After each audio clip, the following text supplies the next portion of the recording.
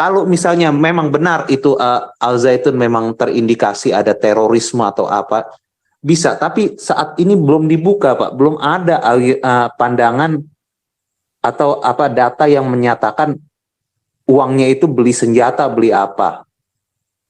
Makanya Gitu, itu Pak. kan saya bilang, soalnya mereka ini udah disudutkan, mereka ini udah ditargetkan. Makanya si Ridwan Kamil, Maruf Amin, MUI, semua udah Mahfud MD udah menyerang mereka.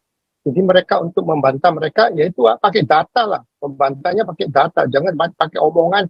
Apalagi yang organisasi Islam lain itu penistaan, itu udah nggak ada gunanya. Udah penistaan, akan mendatangkan massa segala macam, kasih nasi kotak orang datang demo-demo, percuma. Buka aja buku, MUI buka buku. Pak Andi, ini ada pertanyaan. Ini ada pertanyaan. Saya timbul pertanyaan saya. Kalau di sana menerapkan cashless, jadi semua pakai itu ya, perbankan cashless, berarti kan semua tercatat dan itu mudah diperiksa kan? Kalau mereka menggunakan cashless kan itu pernyataan dari itu para santri kan itu mereka cashless. Bagaimana Pak Andi? Ya itu kan idealnya Pak, cashless. Tapi kan nggak mungkin. Ini Al Zaitun udah buka dari berapa tahun yang lalu. MUI itu dapat duit dari mana? Banyak nih dari kotak-kotak, dari masjid-masjid kecil-kecil dimakan semua sama MUI. Ingin bertanya kepada Pak Andi. Pak Andi gimana melihat pertikaian di antara ini mereka berdua nih, antara dua. Ya, sejujurnya menurut saya Pak, saya sebagai orang Nasrani, ini bagus. Ini saya bilang ini rencana Tuhan. Tuhan mau buka ini kebusukan MUI di Indonesia ini. Udah ngatur Republik Indonesia, udah ngatur dari makanan haram, dari berpakaian Arab, bahasa Arab, semua mereka yang atur. Jadi ini suatu jalan Tuhan untuk membuka kebusukan MUI. Ini bagus Pak, ini bagus. Kita lihat aja dari samping, kita dari penonton, lihat aja ini. Jadi kalau dia melawan Al Zaitun itu kebodohan besar buat dia. Soalnya Al Zaitun bakal menyerang balik ke dia. Buka-bukaan aja sekalian, gitulah kalau menurut saya. Pak. Oke, kita langsung lah ya. Wah, bentar. Kita langsung menuju ke sebentar. Tiba-tiba saya ingat ya. Bentar ya.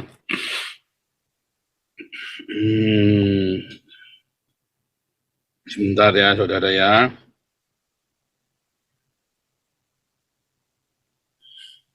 Oh tidak, ini ada yang bilang Ratna Rock ya, bahwa Panji Gumilang apa Pak Ponto menyalahkan. Bukan ya, tadi saya udah nanya ya. Kan saya udah dengarkan juga.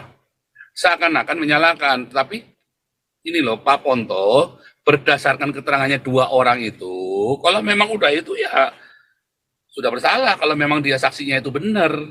Gitu ya Ratnar ya, bukan benar, karena saya tadi udah nanya ya, tadi saya udah nanya Pak Ponto langsung ya, bukan, ya karena dua-duanya punya saksi, ya. Terus apa lagi nih? Oh ini nggak ada yang nyawer mah Wahyu Jibril nggak turun saudara, nggak ada yang nyawer, nggak turun nih wahyunya nih, nggak asik nih.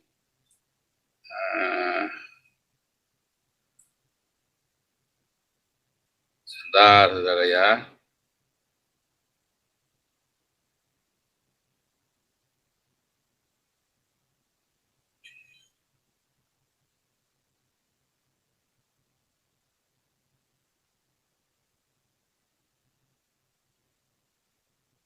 Oke, ya kita langsung aja. Ini ada Daniel Mulia, siapa nih Daniel Mulia nih? Shalom, selamat malam. Shalom.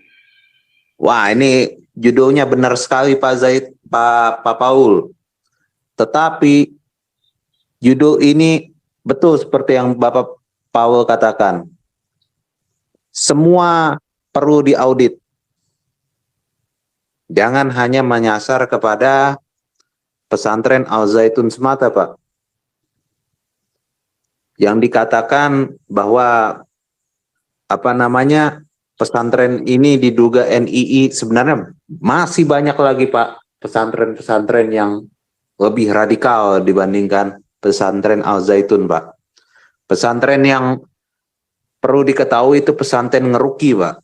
Itu sarang teroris. Dan perlu kita ketahui bahwa di pesantren Al Zaitun, di pesantren Ngeruki tersebut diketahui merupakan tempat Ba'asyir bersemayam. Itu perlu diketahui, Pak. Jadi jangan hanya menyasar kepada pesantren Al Zaitun saja. Jadi perlu yang namanya penegakan hukum secara menyeluruh. Kejadian ini harus dijadikan sebagai momen kepada penegakan hukum secara tegas dan tidak pandang bulu, Pak. Berkaitan dengan hari ini, saya mendapatkan video ceramah, Pak, bahwa Mahfud MD terkesan hanya menyudutkan Al Zaitun aja, Pak. Dia berbicara di sejumlah pemimpin-pemimpin pesantren yang ada di seluruh Indonesia. Di dalam poin-poinnya tersebut ada pembicara ya, Pak ya, perlu saya katakan, dari pemimpin pesantren mengatakan mengenai porsi santri untuk ditempatkan sebagai Tentara Nasional Indonesia, Pak. Jadi dapat dibayangkan itu, Pak, seandainya ada tentara yang latar belakangnya santri, Pak. Kita bukan curiga, tetapi ini perlu diwaspadai. Seandainya santri tersebut sudah terpapar dengan ideologi-ideologi transnasional yang berbahaya, yang NII, yang mana kita tahu itu, ini dapat mengacak-acak kedaulatan Indonesia, Pak. Bayangkan sebuah negara yang harusnya TNI di situ dipimpin oleh orang yang memiliki pemahaman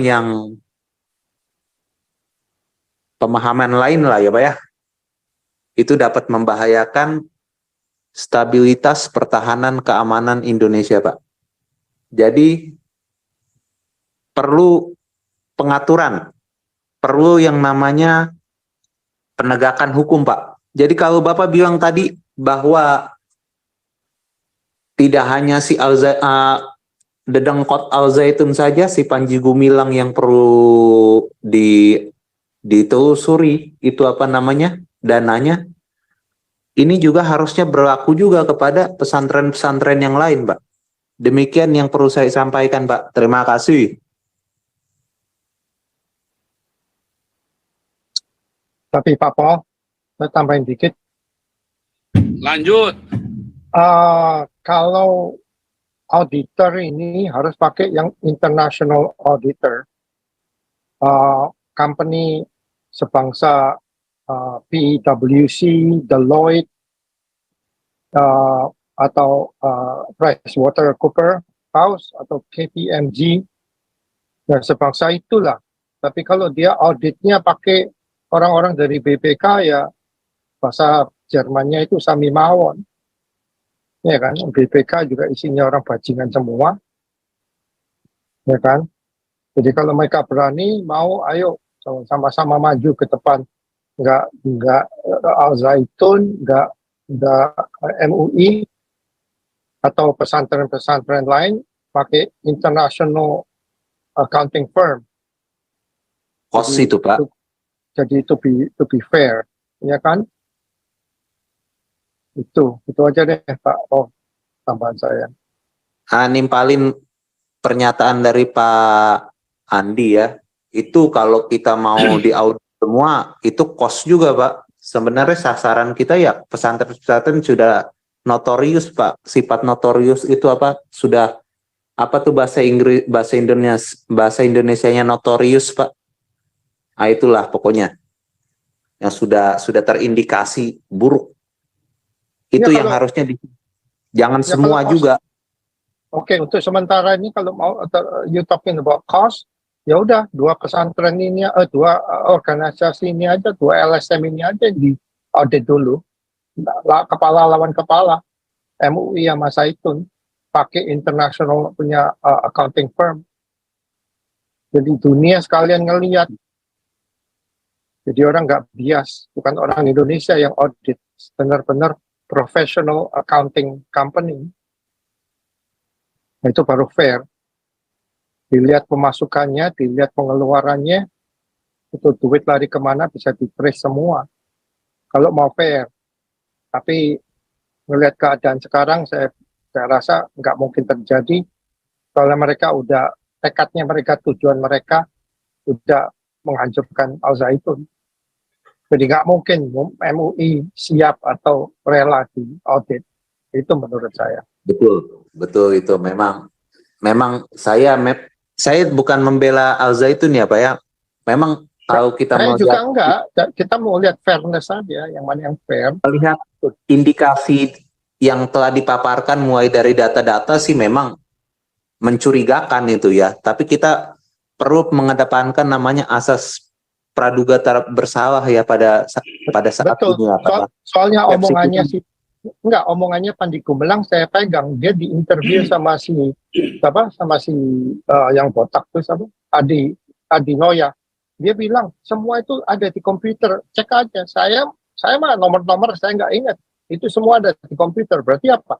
Mereka punya pembukuan computerized. Itu tinggal dibuka aja kan. Itu electronic record, mana bisa bohong sih, ya kan? Kalau Ya, itu aja yang menggunakan akal sehat saya, memang kecurigaan saya besar terhadap Panji Gumilang ini Pak. Gila Pak, itu berapa hektar itu dibikin itu? Dan donaturnya siapa itu kalau bukan secara paksaan Pak? Jadi menimpali dari percakapan Pak Paul yang terdahulu mengatakan pasal penipuan atau penggelapan, sebenarnya kalau mau umum ya Pak ya, itu yang harusnya diterapkan Pak, bukan pencucian uang. Kalau misalnya memang benar itu Al Zaitun memang terindikasi ada terorisme atau apa, bisa. Tapi saat ini belum dibuka Pak, belum ada pandangan atau apa data yang menyatakan uangnya itu beli senjata, beli apa. makanya Gitu, itu Pak. kan saya bilang, soalnya mereka ini udah disudutkan, mereka ini udah ditargetkan. Makanya si Ridwan Kamil, Maruf Amin, MUI, semua udah Mahfud MD udah menyerang mereka. Jadi mereka untuk membantah mereka, yaitu pakai data lah. Membantahnya pakai data, jangan pakai omongan. Apalagi yang organisasi Islam lain itu penistaan, itu udah nggak ada gunanya. Udah penistaan, akan mendatangkan massa segala macam, kasih nasi kotak orang datang demo-demo, percuma. Buka aja buku, MUI buka buku. Pak Andi, ini ada pertanyaan. Ini ada pertanyaan. Saya timbul pertanyaan saya. Kalau di sana menerapkan cashless, jadi semua pakai itu ya, perbankan cashless, berarti kan semua tercatat dan itu mudah diperiksa kan? Kalau mereka menggunakan cashless kan itu pernyataan dari itu para santri kan itu mereka cashless. Bagaimana Pak Andi? Ya itu kan idealnya Pak, cashless. Tapi kan nggak mungkin. Ini Al Zaitun udah buka dari berapa tahun yang lalu. MUI itu dapat duit dari mana? Banyak nih dari kotak-kotak, dari masjid-masjid kecil-kecil dimakan semua sama MUI. Kan di kotak-kotak masjid kan cash semua Pak. Kan nggak mungkin. Sebenarnya Pak, apa namanya data-data untuk menyudutkan Al Zaitun memang bisa kita lihat ada Pak, ada. Tetapi pasal yang digunakan penggunaannya itu memang harusnya penipuan atau penggelapan Pak, karena kan ditipu itu sebenarnya jemaat-jemaat di Al Zaitun itu Pak. Nah, itu kita kan nggak tahu, itu kan kita punya spekulasi. Kan tunjukkan aja data, kita nggak usah spekulasi. Kita bisa ngomong kanan kiri, mereka demo-demo, percuma. Yang penting data. Pak Panji Gumilang udah bilang itu semua ada di komputer. Ya kita pegang aja kata-kata dia di komputer. Kita buka aja faktanya. Daripada kita spekulasi yang ada bunker, yang ada senjata lah, yang apa. Kita orang awam, kita orang luar, kita nggak tahu. Tapi kalau fakta, data kan nggak bisa bohong. Ya udah gitu aja. Jadi sekarang yang lawan mereka kan MUI. Jadi ya harus MUI ini head to head sama Al Zaitun. Keluarin, buka buku, sama-sama buka buku. Kita ini yang di luar ini kita nonton sandiwara aja, nanti lihat gimana. Saya nggak belakan anjing, cuman jangan ngomong yang spekulasi. Kita ngomong fakta data aja lah. Tapi jujur Pak Andi, saya pengen bertanya kepada Pak Andi. Pak Andi, gimana melihat pertikaian di antara ini mereka berdua nih, antara dua? Ya, sejujurnya menurut saya Pak, saya sebagai orang Nasrani, ini bagus. Ini saya bilang ini rencana Tuhan. Tuhan mau buka ini kebusukan MUI di Indonesia ini. Udah ngatur Republik Indonesia, udah ngatur dari makanan haram, dari berpakaian Arab, bahasa Arab, semua mereka yang atur.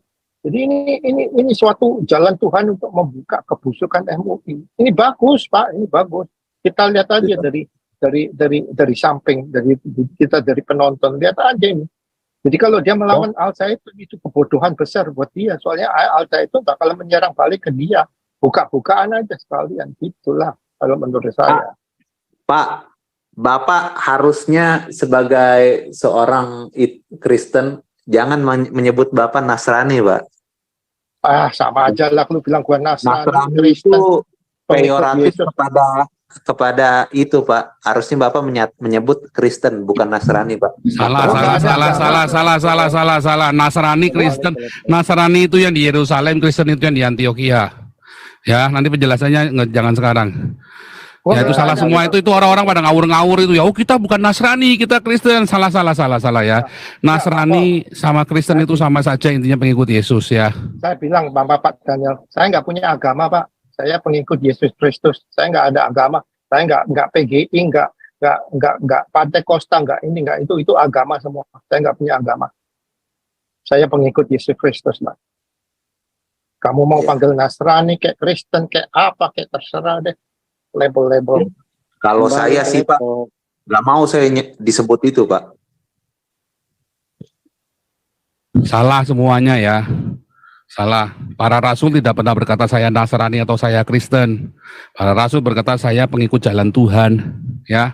Betul. Oke, kalau begitu kita pengikut jalan Tuhan aja lah, biar. Ya nggak apa-apa. Kenapa kita malu disebut Kristen? Kenapa kita malu disebut Nasrani? Jangan mau di-framing sama orang, bego amat kita di-framing sama orang mau. Pada asal kita. Ya, jadi aja, di komunitas ini nggak ada yang bisa di-framing sama orang lain, nggak usah ya. Jadi kita yang di Barat dikatain Kristen juga salah dong. Salah. Kan makanya salah. Nah ini nggak usah. Kita nggak perlu agama. Ya, agama lu disuruh sembahyang 5 kali sujud dengking. Agama suruh pakai baju sorban, pakai. Itu suruh perpuluhan tuh sampai si Gilo kaya si Gibet kaya raya itu, ya kan? Oke lanjut dulu yang lain dulu nih, iPhone dulu silakan iPhone. Waduh. iPhone. Kau bilang kau menang debat lawan domba yang sesat. Kau bilang banyak yang tobat,